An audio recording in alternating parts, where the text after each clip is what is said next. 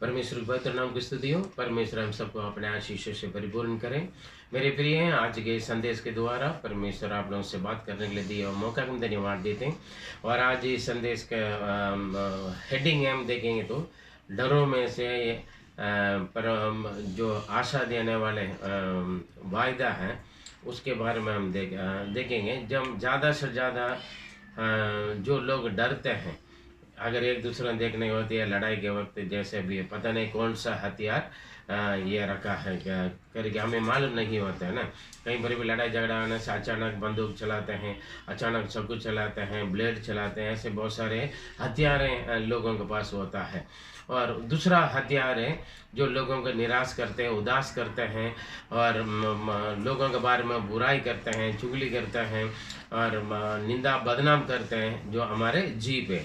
ये दोनों विषय के बारे में ज़्यादा से ज़्यादा लोग डरते हैं और चिंता करते हैं। मेरे प्रिय परमेश्वर ने एक बहुत अच्छा वायदा में दे रखा है। यशाया 54 उसके 17 में 54 का 17 में पढ़ेंगे तो वहाँ पर ये दो बातें अच्छी तरह उन चीज़ों के बारे में प्रभु हमें एक वायदा दे रहे हैं। हम पढ़ेंगे, जितने हथियार तेरी हानि के लिए बनाए जाएं, उनमें से कोई सफल ना होगा। देखिए यहाँ पर लिखा है, जितने हथियार तेरे हानि के लिए तैयार किया जाता है उसमें से एक भी सफल नहीं होंगे।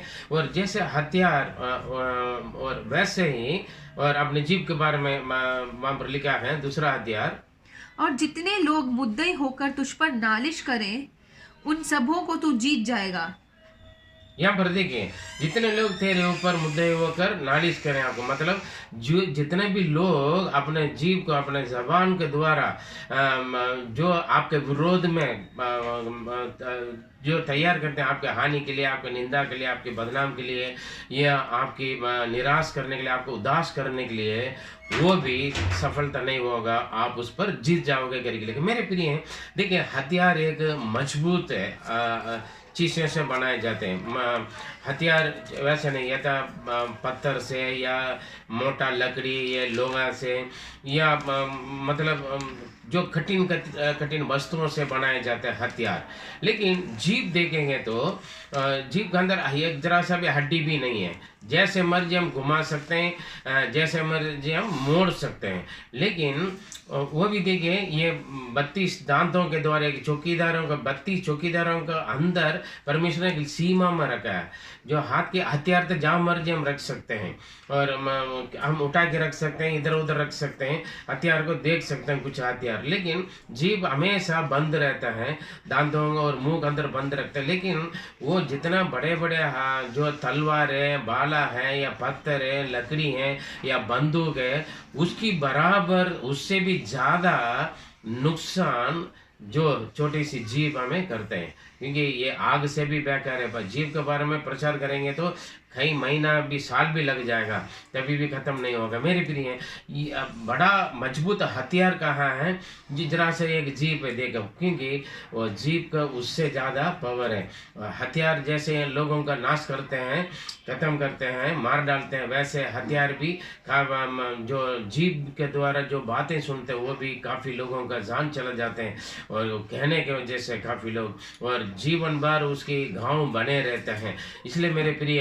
इन दोनों के बारे में हम डरने की कोई जरूरत नहीं। परमेश्वर हमें बहुत अच्छा वायदा दे रखा है। हम सबसे पहले दाऊद के जीवन में, मेरे और आपके जीवन में भी काफ़ी हथियार आपने सामना किया होगा और काफ़ी जीपें आपके विरोध में बुराई किए होंगे और बहुत सारे बातें किए होंगे। लेकिन दाऊद के जीवन में ये दोनों एक साथ आया हुआ अनुभव है और हम उसके बारे में हम देखेंगे। देखिए हम जो हथियार के जो तेरे विरोध में तेरे हानि के लिए तैयार किया हो जाने वाले कोई भी हथियार सफल नहीं होगा। मेरे प्रिय पहले सामुएल 17वां अध्याय पर हम देखेंगे तो जो हथियार का जो गोलियात का हथियार है उनका हाथ में क्या है उसके बारे में लिखा गया है। पहले सामुएल 17 उसका 4 से 7 तक हम पढ़ेंगे तो हम मालूम है वो कितना बड़ा हथियार लेकर दाऊद के विरोध में आ रहे हैं। हम पढ़ेंगे, तब पलिश्तियों की छावनी में से गोलियत नामक एक वीर निकला, जो गत नगर का था, और उसकी लंबाई 6 हाथ 1 बित्ता थी। उसके सिर पर पीतल का टोप था और वह एक पत्थर का झिलम पहने हुए था जिसका तौल 5,000 शेकेल पीतल का था। उसकी टांगों पर पीतल की कवच थे और उसके कंधों के बीच बरछी बंधी थी। उसके भाले की छड़ जुलाहे के ढोंगे की समान थी और उसके भाले का फल 600 शेकेल लोहे का था और बड़ी ढाल लिए हुए एक जन उसके आगे आगे चलता था। देखिए यहाँ पर देखिए लोहा और पीतल से मतलब एक कठिन एक मजबूत एक वस्तुओं से बनाया हुआ हथियार, लगभग इन्हीं के जैसे हथियार और कोई इस्तेमाल नहीं किए होंगे। और लंबा चौड़ा आदमी भी है और उसी हिसाब से उनके पास हथियार भी है। लेकिन दाऊद का हथियार हम देखेंगे तो मेरे प्रिय हम देखेंगे दाऊद का हथियार उसका 17 का 40वां वचन में लिखा है। तब उसने अपनी लाठी हाथ में ली और नाले में से 5 चिकने पत्थर छांटकर अपनी चरवाही की थैली अर्थात अपने झोले में रखे और अपना गोफन हाथ में लेकर पलिश्ती के निकट गया। यहाँ पर देखें दाऊद के हाथ में एक लाठी है और कुछ छोटे छोटे पत्थर हैं। लेकिन उस फिलिस्ती के जो गोलियत के हथियार को देखें तो हम उसके एक्सप्लेन करने में बहुत समय लगेगा, उसकी बात अलग है। लेकिन इतना बड़ा हथियार पहनकर और दाऊद का हथियार में उसके में दाऊद वैसे छोटा वो बहुत बड़ा है और उनका हथियार भी बहुत ज़्यादा है, इनके पास कुछ नहीं है। लेकिन परमेश्वर का वायदा देके तेरे हानि के लिए जो तैयार किए जाने वाले किसी भी कोई भी हथियार सफल नहीं हो। देखिए वो कैसे उस वचन उसका हकीकत हम देख सकते हैं। और दाऊद का हथियार उनके हथियार के सामने बिल्कुल ना के बराबर है, ना दाऊद भी गोलियत के सामने ना के बराबर थे, उनका कोई एक्सपीरियंस नहीं है। और 45वां वचन पढ़ेंगे 45। दाऊद ने पलिश्ती से कहा, तू तो तलवार और भाला और सांग लिए हुए मेरे पास आता है, परंतु मैं सेनाओं के यहोवा के नाम से तेरे पास आता हूँ जो इज़राइली सेना का परमेश्वर है और उसी की तो तूने ललकारा है। देखिए यहाँ पर वो आ रहे इसको दाऊद को देख कर कह रहे हैं, बीच में आप पढ़ के देख लें, क्या मैं कुत्ता हूँ तो लाठी और पत्थर लेकर आ रहे हैं, आजा आज मैं तुम्हें मार डालकर आकाश पक्षियों को खिला दूंगा। लेकिन दाऊद क्या कह रहे हैं, मैं केवल दाऊद के खिलाऊंगा कह रहे हैं, लेकिन दाऊद क्या बोल रहे हैं, आज परमेश्वर तुझे मेरे हाथ में देगा, मैं तुझको भी तेरे सारे फिलिस्तियों को भी मैं आकाश की पक्षियों को खिलाऊंगा, क्योंकि तू तो हथियारों के साथ आ रहा है। मैं यहोवा के नाम से जो इस्राएल के सेनाओं का परमेश्वर है और उस परमेश्वर को जिस परमेश्वर की तूने निंदा किया है उस परमेश्वर के नाम से मैं आ रही, यहोवा के नाम से आ रहा करके। और दाऊद के पास इसलिए बड़ा हथियार नहीं है, लेकिन यहोवा का नाम दृढ़गढ़ है और वो हथियार लेकर वो आ रहे हैं। क्या हो रहा है और कह रहे हैं 47 पढ़ें।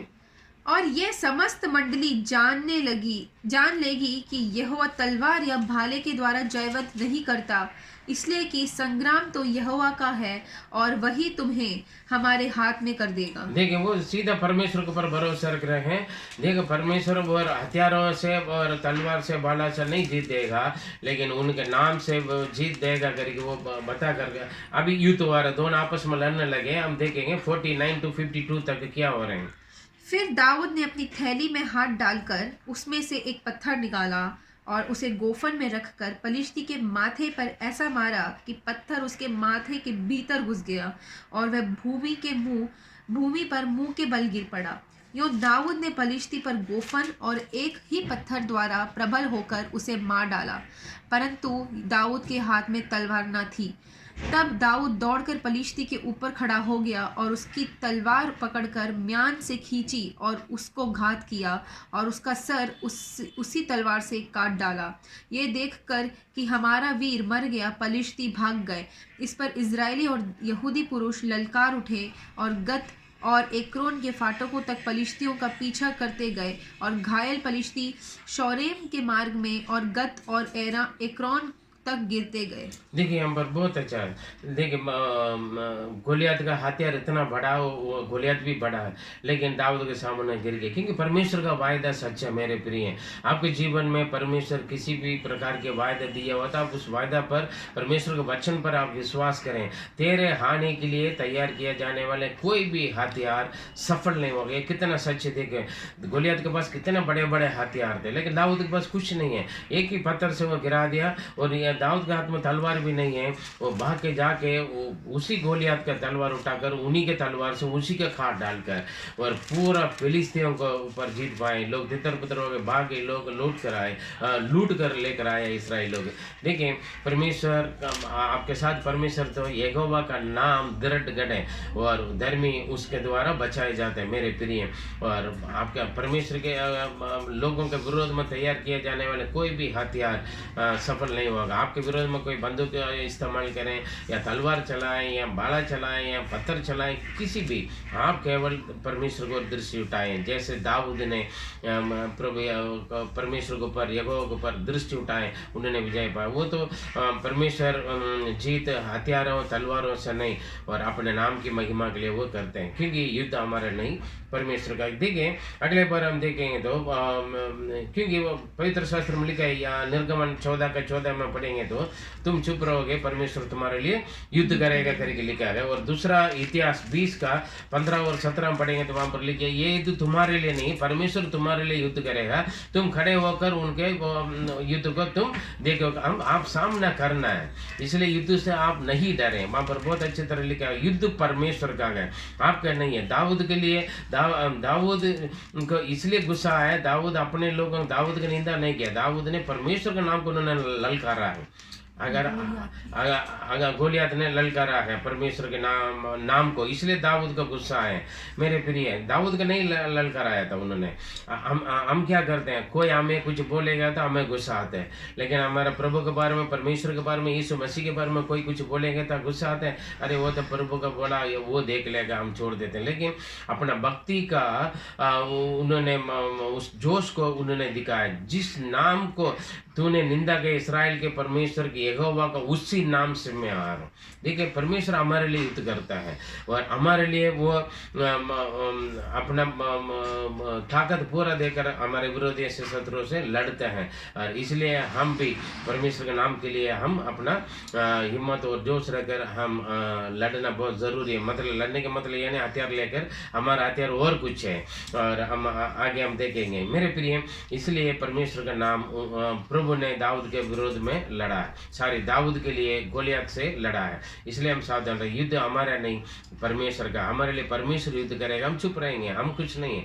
दाऊद देखा उनके पास कोई हथियार नहीं है, लेकिन परमेश्वर ने उनके लिए युद्ध किया है। हालेलुया। अगली बार उन्होंने बोला तेरे विरोध में जो जीप है और जो नालिश करते हैं सारे जीपों को हम तो क्या करेंगे, जीतेगा करके वचन में। देखिए जीप भी एक हथियार के समान है, क्योंकि वो जीभ से हम झूठ बोलते हैं, झूठा गवाही देते हैं, बुराई करते हैं, चुगली करते हैं और कहानियाँ उल्टा सीधा बनाते हैं और हमारे बोली के द्वारा हम निराश हो जाते हैं, कुछ लोग उदास हो जाते हैं, कुछ लोग मर भी जाते हैं किसी के बात सुनकर, उसने ऐसे बोल दिया करके। ये जीभ भी बड़ी खतरा, हथियारों से ज़्यादा खतरा था वो जीभ है मेरे प्रिय। किसी की ज़िंदगी बर्बाद कर देते हैं, किसी के परिवार को बर्बाद कर देते हैं, उल्टे सीधा बोलकर उस जीप के द्वारा कई परिवार नुकसान हो जाता है, नष्ट हो जाते हैं, बिगड़ जाते हैं। इसलिए इस जीप के द्वारा भी दाऊद का एक घटना आए, उस घटना किसके द्वारा आए, अहीतोपेल के द्वारा आए। अहीतोपेल कौन है, राजा दाऊद का सलाहकार थे उनके मंत्रिमंडल में। लेकिन एक वक्त ऐसे आए, अब्सलोम जो दाऊद का बेटा अब्सलोम खुद राजपद का अपना कर दाऊद को उस राजपद से हटा दिया है और भगा दिया और उसका मार डालने के चक्कर में थे। जब दाऊद राजा था उस वक्त मंत्रिमंडल में जो राजा के लिए सलाह देने वाला अहीतोपेल अभी उनका बेटा दाऊद का बेटा अब्सलोम के पास चला गया। अब्सलोम के साथ रहकर वो क्या हुआ हम देखें, पढ़िए दूसरा सामुएल 15 उसका 31, दूसरा सामुएल 15 उसका 31 में देखेंगे तो देखें। तब दाऊद को ये समाचार मिला, अब्शलोम के संगी राजद्रोहियों के साथ अहीतोपेल है। दाऊद ने कहा, हे यहोवा, अहीतोपेल की संपत्ति की मूर्खता, अहीतोपेल की सम्मति को मूर्खता बना दे। वहाँ पर प्रार्थना कर रहे। देखिए उसका 12 वचन में लिखेंगे तो अब्सलोम दाऊद की जो सलाहकार था उस अहीतोपेल को अपना पास बुला लिया करके लिखा है 12 वचन में। इसलिए जब दाऊद का लगा अब्सलोम के पास अहीतोपेल चला गया तो उसकी बोली मतलब उनकी सलाह मतलब मुंह से बोलते हैं, जीभ से बोलते हैं, जबान, इसलिए वो बड़ी खतरा होता है। इसलिए अब दाऊद क्या प्रार्थना कर रहे हैं? परमेश्वर से प्रार्थना कर रहे हैं। मेरे प्रिय, आपके विरोध में कोई कुछ बोल रहे हैं, उल्टा सीधा बोल रहे हैं, आपके बारे में कई कहानियां बोल रहे हैं, झूठे संदेश फैला रहे हैं, ये आपको निराश कर रहे हैं, उदास कर रहे हैं, धमकी दे रहे हैं, कुछ भी हो, आप परमेश्वर से प्रार्थना करें। दोबारा हम पढ़ेंगे वहां पर देखेंगे तो 15 का 31 में दाऊद क्या कर रहे हैं? हे परमेश्वर एक हो अहीतोपेल की सलाह को क्या करना है? मूर्खता बना दे। मूर्खता बना ले, मतलब वो कुछ काम करना है, वो पागल बन जाते हैं करके, मतलब उस तरीके से वो प्रार्थना, क्योंकि उसका जुबान इतना बुरी चीज है वो, और क्योंकि वो दाऊद के लिए खतरा। वहां पर एक सलाह देने के समय 16 का 23 में पढ़े। उन दिनों जो सम्मति अहीतोपेल देता था वह ऐसा ही होती थी कि मानो कोई परमेश्वर का वचन पूछ लेता देखिए हो। अहीतोपेल का बात ऐसे हुआ था जो परमेश्वर बोल दिया, क्योंकि परमेश्वर बोलेगा था वो वैसे होता है ना, वैसे उस तरीके की बातें बोलियां निकलते थे उनसे, चाहे अच्छी बात है बुरी बात है जो भी, लेकिन उनके सलाह इस तरीके से होते थे उसका जरा सा भी 19-20 फर्क नहीं होगा, आगे पीछे नहीं होगा।